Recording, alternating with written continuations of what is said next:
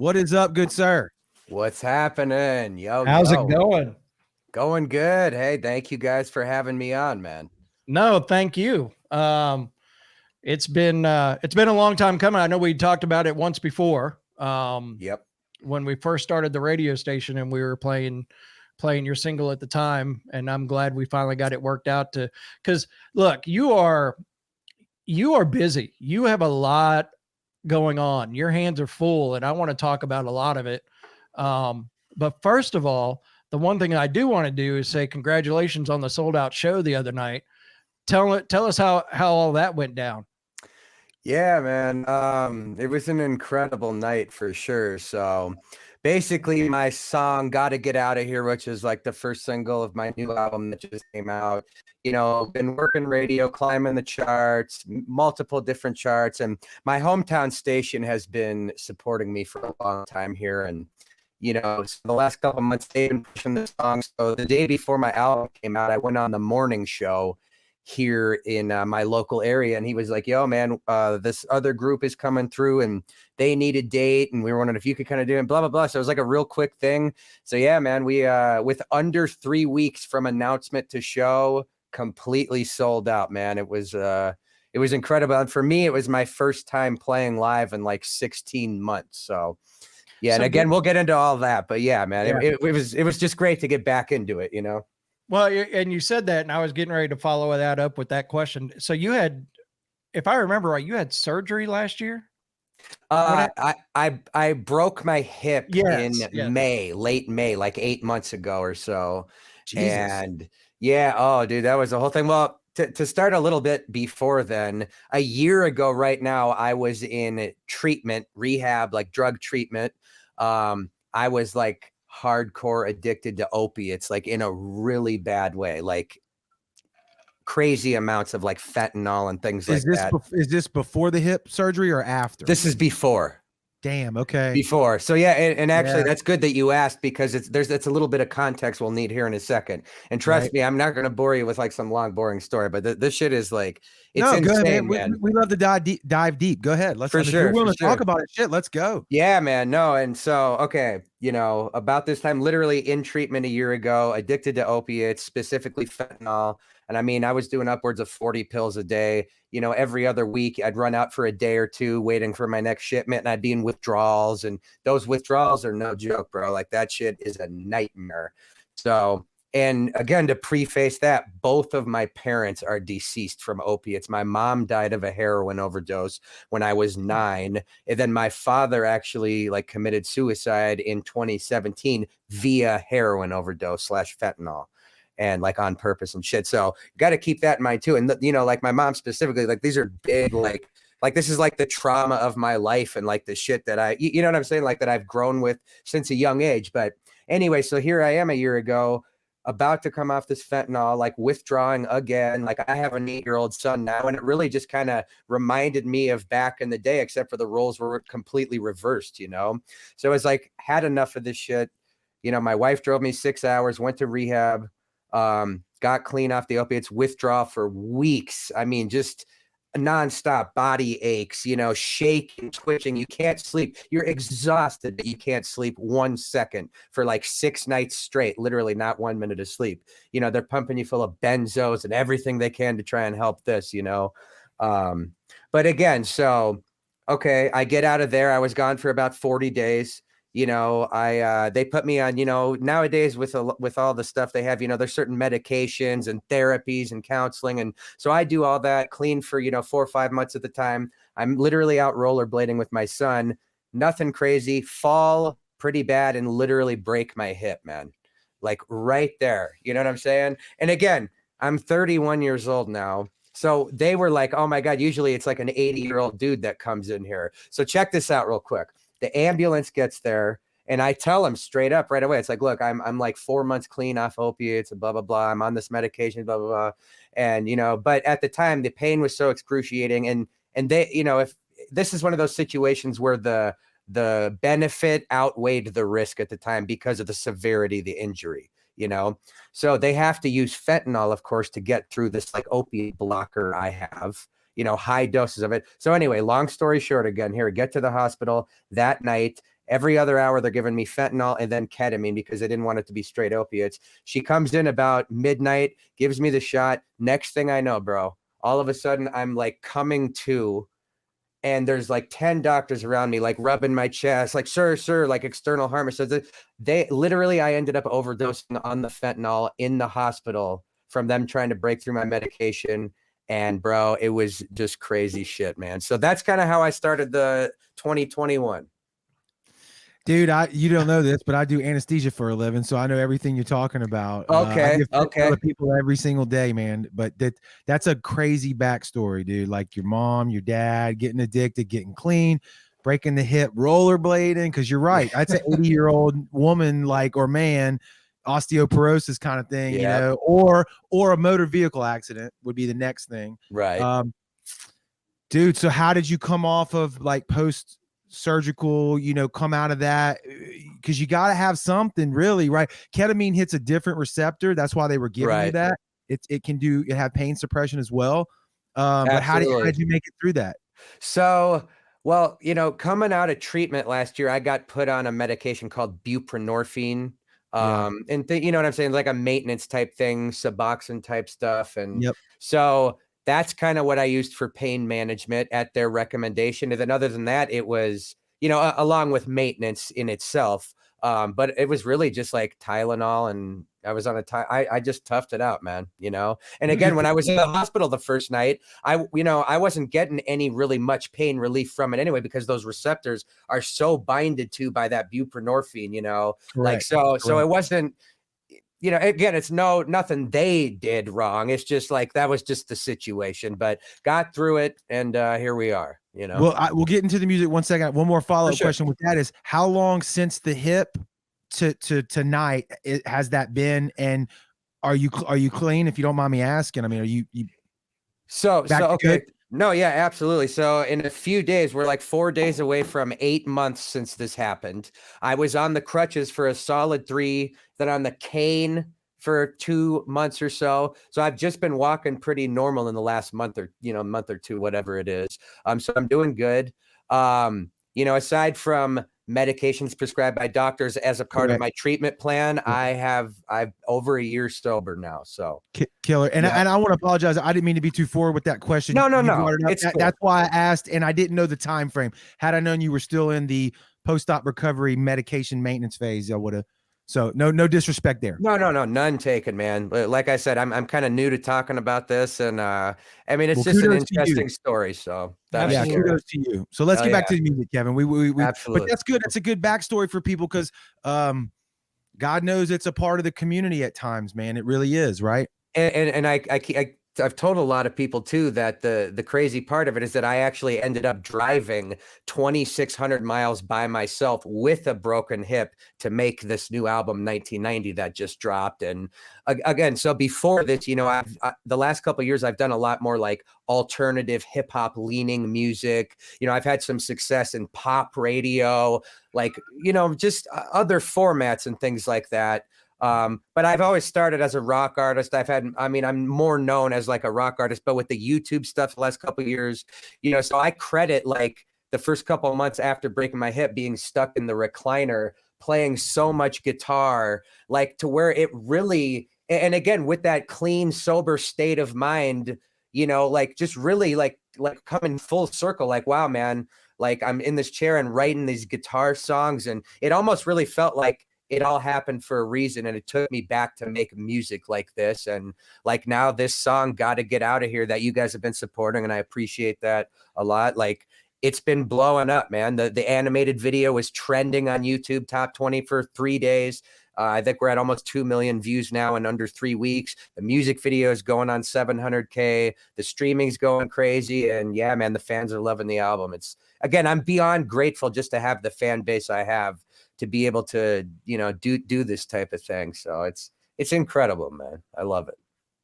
So I'm going to ask a few questions here. So the album is called 1990. I'm assuming that that's because of your birth year. Yes, sir. All right. Hey, I got it right. Yeah, for sure. Now I want to dig into YouTube with you, because you have, for an artist that is still building. You have more followers or subscribers on YouTube than a lot of like baby bands signed and stuff like that. How did you build that YouTube presentation? Well, I credit YouTube and the things I do on YouTube for pretty much launching my career, because like I am building in like the rock radio world and touring and like trying to become part of festivals, stuff like that. And then on the flip side, on this like YouTube gamer kind of viral side of things, like there's a fan base out there that looks at this music like in a totally different light. And again, the cool thing about it is that 80-90% of this audience is teenagers. And so I'm really getting on the YouTube side of things, really getting this young audience that, in today's world, with everyone growing up with like pop and hip hop, and that's kind of like the normal now. Back in our days, it was like growing up, we hear guitar riffs all the time. So nowadays for these young, like 13, 14, and even younger, sometimes I've even seen at shows, like the cool thing me and my producer Brett Hessel were talking about is like to have the fan base that I have, and then to drop an album that sounds like this, calling it 1990, that kind of throws a call back to it anyway. Like to these kids, it almost as if it's like brand new. It's like fresh music, and I think that's a really cool thing. But in the YouTube stuff, it was really like these anime channels, Minecraft, this whole world gaming community that has literally blown me up, and I'm about to hit 500 million streams, man. It's insane. Jesus. It's insane, bro. We were talking right before you came on. So first of all, this is the most YouTube comments we've had on our stream, period, bar none, right?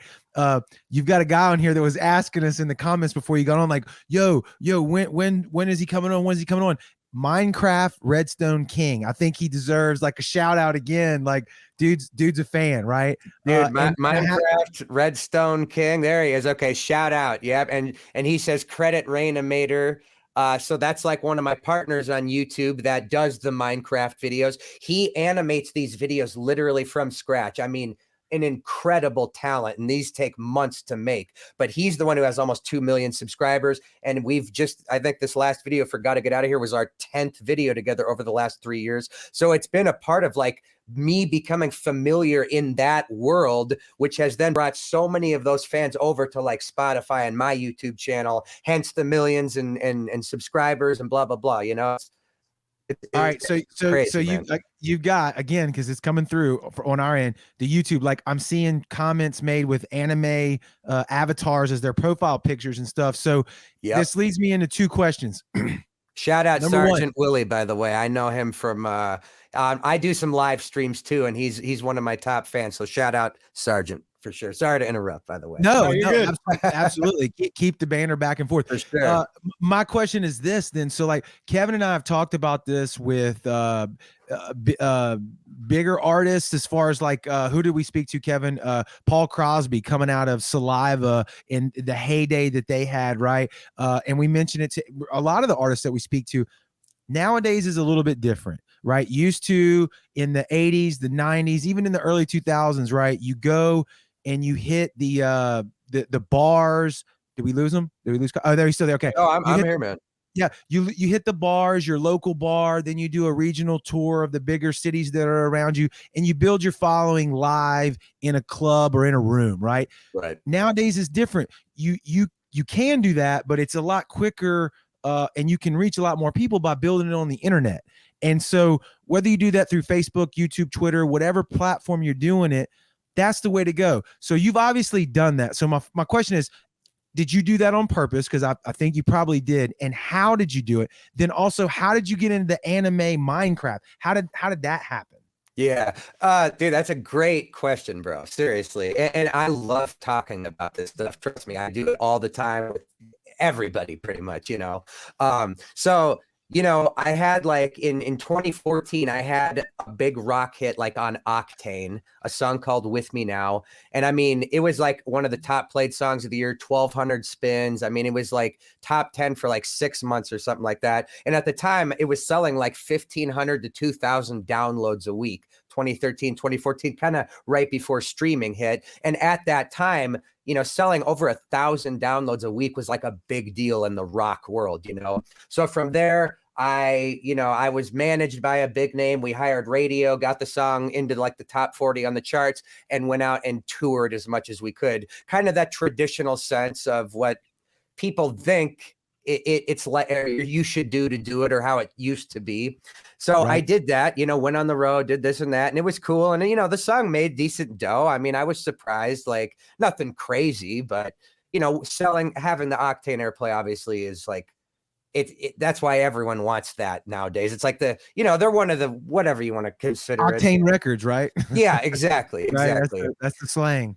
But then again, it was like, well, I always thought that if you're only successful from platforms like that, then you're really, you have to rely on someone else that makes the decision.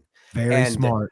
And it was like, and I know that's pretty much how it's always going to be, but it's like, if there's any way that I could, because I've always been so obsessed with the business side. I mean, when I was a teenager, I was obsessed with the Billboard charts. I would look at the sales figures every week, radio chart positions. I mean, I've always been into that, like you young kids, I hope you're listening. You better be listening. You better be listening. Dude. And again, so yeah, man, I happened a year later, I had a falling out with the manager and I stopped touring, and it was kind of like my funding that I was getting help with kind of ran out, and it was like, shit, I felt like my back was really against the wall. Right. So I happened to come across this video on YouTube. I searched my own artist name and I saw this video that had 1 million views on it, and it was called Nightcore, and it was like a sped up version of the song. And so I hit that guy up and I said, hey, I saw you used my song. Thank you, blah, blah, blah. Like, would you consider using another one? Because I had a new song at the time. And he was like, why don't we just partner up? You can supply me the songs because you control the copyright, so I don't have to worry about copyright strikes. Because like a lot of these do, you know what I'm saying? And then you get a platform with the audience. So it was like that. And then one of them got 1 million views, blah, blah, blah. Then all of a sudden, a month later or two, I started seeing these Minecraft videos, 10 million views, 20 million views. I just reached out to 2 of the biggest channels I found. One of those guys happened to have heard of me from this Nightcore channel. And somehow he agreed to do kind of the same thing where we actually split the revenue. And bro, the second video we did in the first month got 3.5 million views the first week, trended top 50 on YouTube, which is filled with rap videos and games. And all of a sudden the song went top 30 in like 20 countries on Apple Music. All these radio stations started playing it. And now it's got like 100 million streams.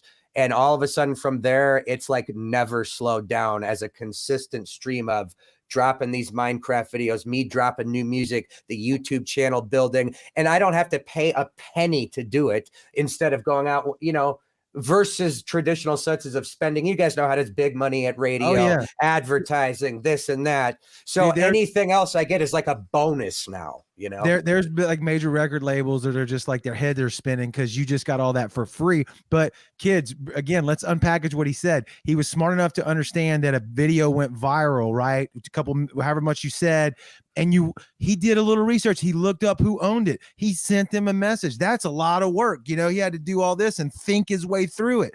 You got to do that shit. And the guy was cool enough to message you back, and then a partnership happens, and bam, right? And again, dude, that's the new game. That is literally the new game, bro. Like, you have said it perfect. And now you got to imagine too. Yes, he said yes that time, but there was 100 no's or no responses before that. That's all part of the grind. There's going to be days where it feels like, shit, man, like, is this ever going to happen? Like, what can you do, Oh, shit, now he's giving you the real story. Oh, he's going to tell you that he had to do 100 no's to get to 1 yes. I mean, we're pulling out all the stops tonight. That's what it is, bro. Yeah, man. But again, I don't know. Just for me, it was any way I figured, whether it was games or whatever the content was, any way to get the music in front of as many people as possible without having a bunch of money to spend on it. And at the end of the day, I'm truly grateful for it. All I ever wanted to be was a musician, an artist, write my music. And I'm just so happy. Shout out to everyone that's on here. Yeah, man, I appreciate, again, you guys having me on. Like, again, I reached out because I think like a platform like you guys here at the Sound, like, to me, it feels like this is like there's just so much good shit going on here. Like the fact that we're doing this, the community you guys seem to have, I feel like this could almost be like the digital YouTube version of like a big rock station, you know, like the Minecraft version of what I'm doing. You know what I'm saying? Like a comparison. Dude, that's exactly what we want. And we've been putting in work for a few years now.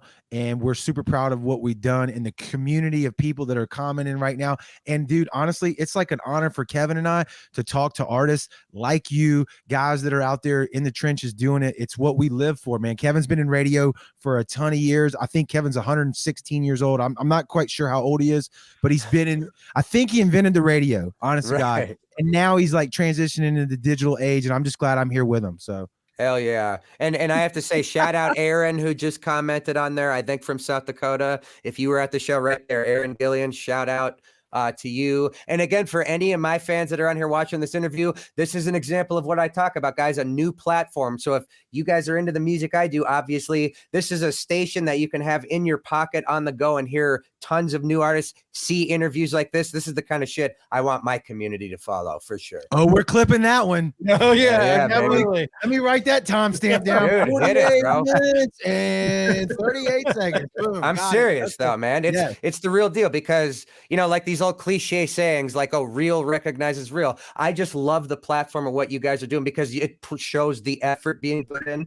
I love the 15 weekly countdown. 15, yeah. All that stuff, man. And dude, when you get the artists on there, that's a great way to get them to share. And again, if you know, doing stuff like you do, get these artists to bring these communities over, I think it's awesome, man. So I just wanted to be in on the ground level here and be an early supporter of the sound band. So. Well, dude, I love your backstory, man. It's tragic. It really is tragic. But the fact that you're sharing it like blows me away here on live on the internet. Hopefully it inspires somebody, whether they have that problem, that addiction, or they don't, but they're thinking, well, damn, if he can overcome this, what's stopping me, right? Like, why can't I do it?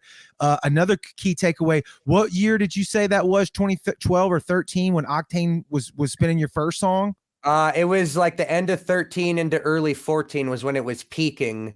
Okay. And it ended up being in rotation for 2 years. Like it was a big song back then, you know. And you toured off of it a good bit. You said, but let's also do the math, ladies and gentlemen. 13 to 22, dude didn't give up, and he's still out there grinding. I got a feeling it's because not only, you know, we're all music junkies here, and we're proud of that, right? So that's a good addiction for sure to have. Yeah. Well, yeah, again, man, I mean, it feels like just yesterday I was out there hustling that first single. And again, shit, what, 8-9 years now. And I feel like I'm still just getting started and it's still on the rise. But again, now when you could add in, you know, like what we just talked about with all the YouTube and Spotify stuff on top of now my new single, which just got added to Octane again this week and is in like heavy rotation right there.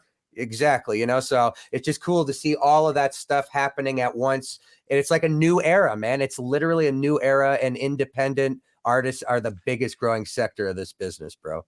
You just freaking nailed it, dude. As much shit as you can say bad about social media and the internet, we feel like there's the counter argument to it, which is exactly what you just said. You kind of have to sift through it a little bit, but the artists have the platform now, guys. You have the voice, you have the opportunity, but you have to put in the work. That's the difference. You have to put in the work.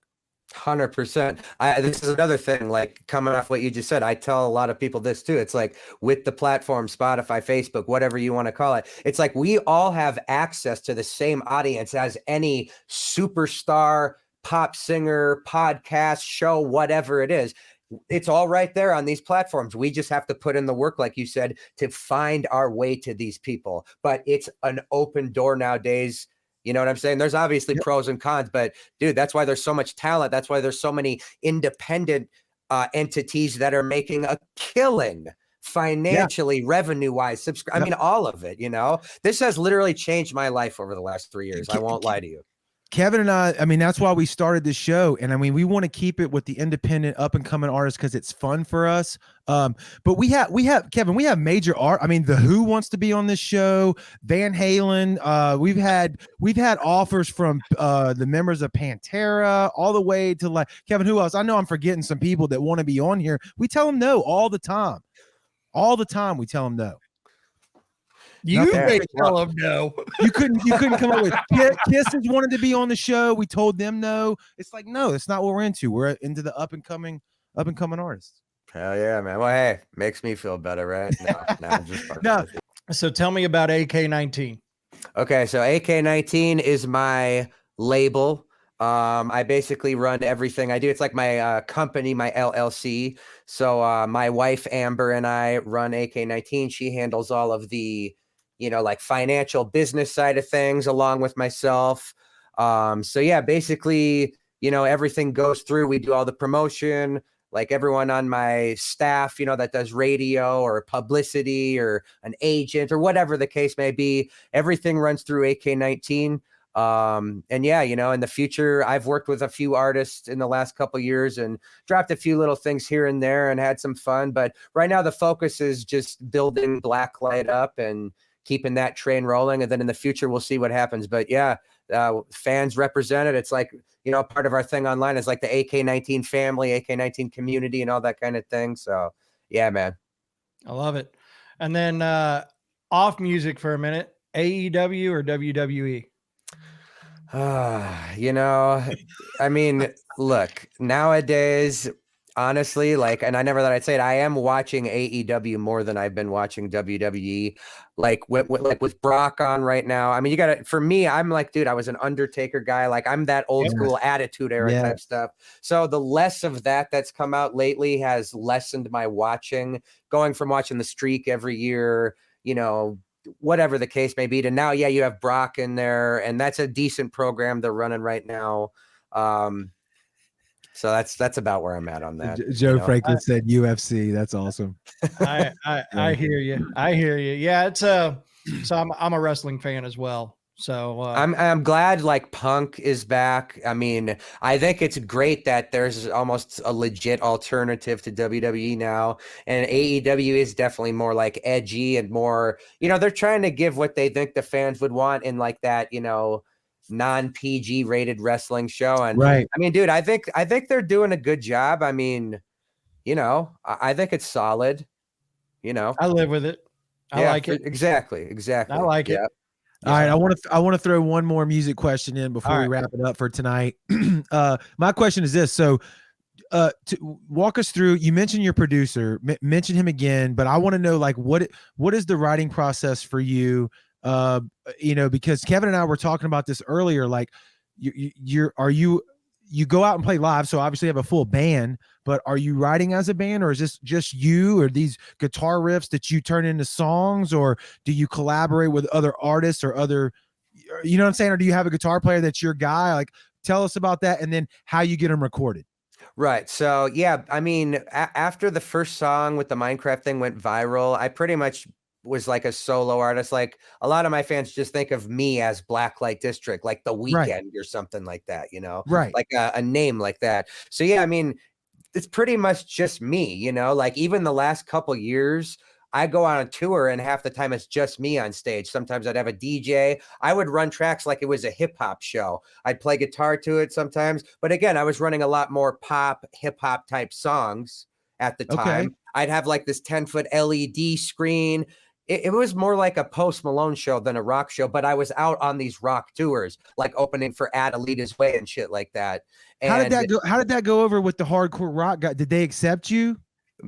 I mean, for the most part, for sure. Yeah. I mean, the shows were awesome. The merch sold great. I mean, the reaction was always great.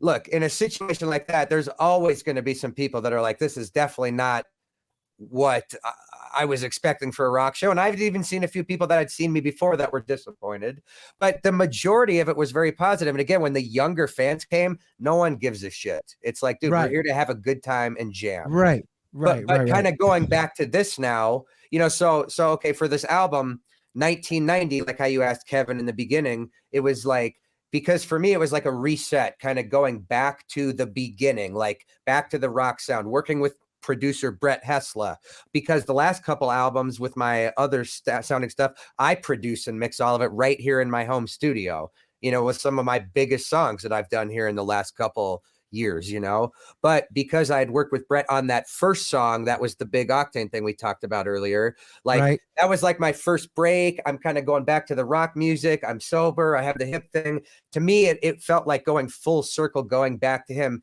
So I had like 6 songs pretty much written, not really demoed out, just written, and a few things that I'd had over the years. And then some of them he and I wrote in 1 or 2 days. And we actually ended up tracking this whole album, 10 songs tracked in 11 days. You know what I'm saying? So that was pretty good. Right on. Obviously, the mixing and all that took a time and things like that. But yeah, man, it's and then like, so I'm going to go back sometime when I do the next album. I'll probably bring in a lot of like little guitar riffs. A lot of times I start out with beats, synth sounds, you know, again, more what goes on today. Most of the time I don't even have a guitar when I'm writing a song until I just did this new album. You know, the last few years it's on the keyboard and shit like that. But that was another question. Are you a guitar writer, or you're a keyboard guy, or both, or whatever? It's just whatever sparks the creativity? pretty much both, you know, exactly whatever sparks it. Like I said, when the hip first happened, I was almost forced to use a guitar because I couldn't get down here in this basement because I couldn't get down the stairs, you know. But right. Yeah, like but the previous couple of years, but you know, my first 10 years doing this shit, like it was always guitar and notebook and like the old school way. And then as things evolved, you know, the last like 3, 4, 5 years has really been hardcore MIDI, synth sounds, bass, beats. Everything starts from that. And then like lately with everything changing, it kind of went back to that. Now it's a mixture of both for sure. Did you already play the keyboard, or did you learn as you went, or are you using loop tracks, if you don't mind? No, I basically like just learned how to play as I needed to over the years, like trying to add like, you know, strings on top of a chorus and then like learning how to draw the notes in. And so, yeah, over time, and I still can't play piano worth a fuck, but I could program, you know what I'm saying? Like I could do this or that. And, you know, occasionally, sure, I'll use loops if not like I use exclusive loops, but if something happens to come up, I'm not against it, but I try to make most of it, you know. A digital MIDI guy that plays the keyboard, right, is a talent, and it's very useful nowadays. But like, I'm sure Beethoven would sit there and be like, what? Right. You know, it's like, shut up, Beethoven. We don't have to do that nowadays because we got this shit. So screw you. Yeah. You know? So it's kind of like cool because you really do. You almost get the analog way of the old school way, and then you get to use this. So it's like you really get the best of both worlds, and I think that's like the biggest benefit for everyone involved, basically. You know. Oh man, there were some bombs tonight on the show, guys. I hope y'all been paying attention. Better be taking notes. I mean, this is an active show. You can't. It's not passive. Don't just sit there and watch. Write the shit down. There's lots of factoids, a little bit of information. You can make notes and help your career, help you move through and navigate this digital world that we live in, right? 100%, man. 100%, bro. Kevin, it's literally in your hands these days. That's a scary thing that a lot of people don't like to hear, man. That's too much responsibility, and they can't blame anybody for it, man. That's nasty. For sure. No, dude, believe me. And also, you don't get to do like Motley Crue in the 80s and just play a killer show and then chase chicks and drink and snort coke and just make millions of dollars, right? I mean, that's also exactly right. You know, like again, when I was growing up, the dream was like, oh, you want like I wanted to have platinum records and things like that. And again, with rock music, it doesn't really happen so much.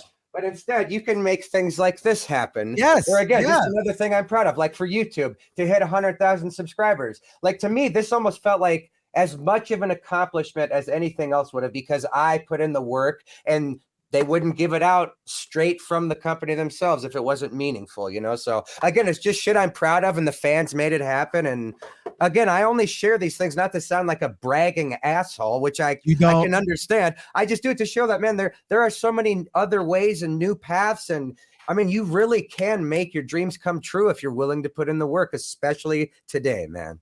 Man, that's the takeaway for this show. Way to end it tonight. I love it, dude. Kyle, unless you got something, man, this was a great conversation. I really enjoyed it. No, I think the only thing that I want to thank you for coming on. I want to thank you for bringing your YouTube viewers with you. If you are liking the show and you're watching on YouTube, hit that subscribe button.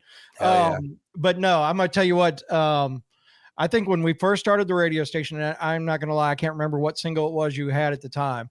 But you were somewhere else too at the time, weren't you? At another station also. Well, I do. I still work for an FM radio station. Okay. I didn't know if you still did or not for some reason. I guess I got confused on that. Technically, I don't work for them.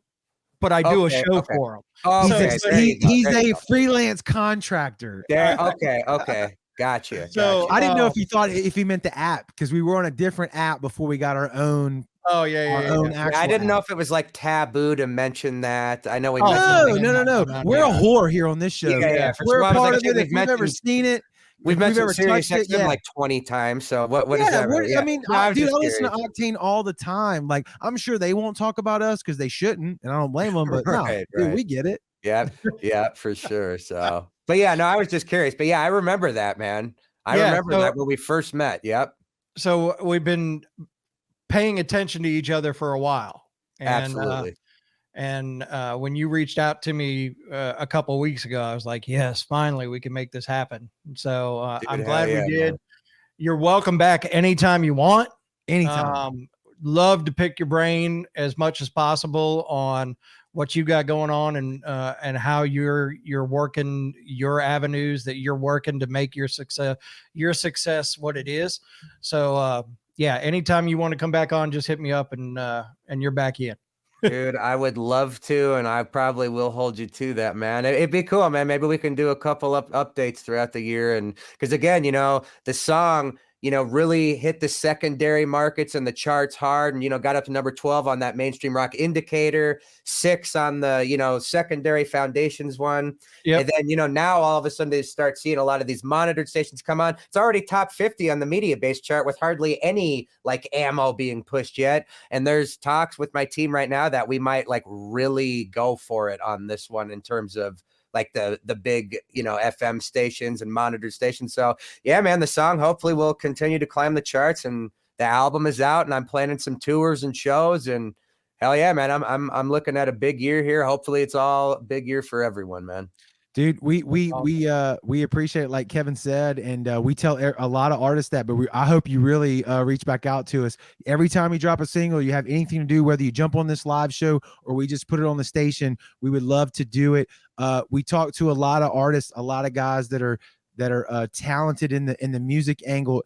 You are one of these people, but I love that the back end of it, man. That just is like a breath of fresh air. You're not just out there like, oh yeah, write songs, which that's cool if you do, like that's your thing. But find somebody who knows as much shit as Kyle does, because you have to have that, and you have both of those talents. So kudos to you, bro. I've been waiting for a platform like this, man. This is the shit I love to talk about. I mean, and believe me, like we've only touched the iceberg in terms of the backstory. So again, man, yeah, let's do more. And I think the future is literally in the hands of a platform like this and artists like myself, man. So well, Kevin and I have been saying for months now, and we haven't done it yet, that we're going to jump on Twitter. Twitter has Twitter Spaces, right? Okay, right. We just do audio. So maybe you could be the first guest, and we do like a real geeky deep dive into like the business side. Maybe, I don't know. I mean, we can go whatever we want to do, but like I think that would be fun, bro. I'm open for anything, man. Let's definitely stay in touch. And again, man, I'm a huge fan, and I'm a big supporter, man. So I'll be out there representing and shit. Keep doing you, man. Keep fighting the good fight. Hit me up after you get off the show, and we'll send you a shirt and a hat to wear. Oh, absolutely. Dude, that'd be great, bro. Yes, absolutely. I appreciate you guys, man. All right, man. You have a good night. Hell yeah. Thanks we'll talk soon.